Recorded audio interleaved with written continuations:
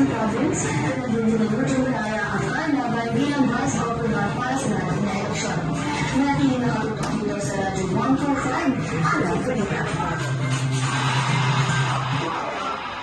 Nako, nalalapit na naman nga pala ang eleksyon. Paniguradong uugong na naman ang sismisan sa iba't ibang bayan.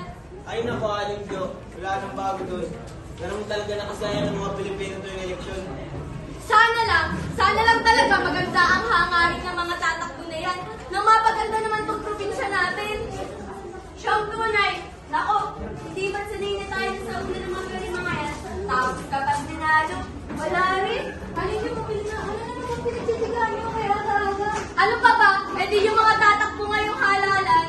Kuya naman kasi tapos tatakbo na. Pati ba yun kami?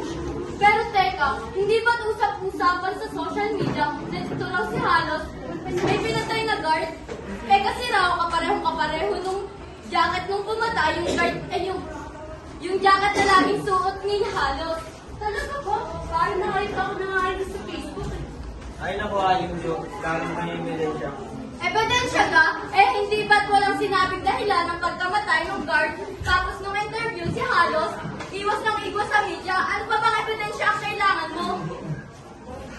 Hoy, tumigil na nga kayo. Nandiyan na si Kapitan Nok. Naririnig kayo.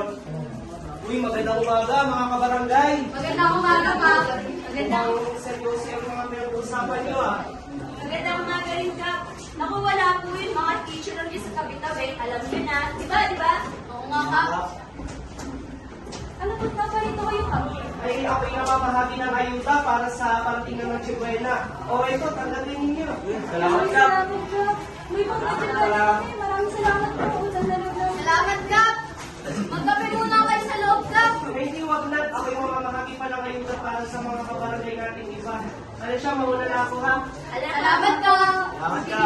Mag-iingat po kayo. Inas na kayo. Nagulita ako. Wala ka! Kailangan nyo ba sila? Susunod. Paluluni. Susunod mo kayo. Paparting na mga papatay sa inyo.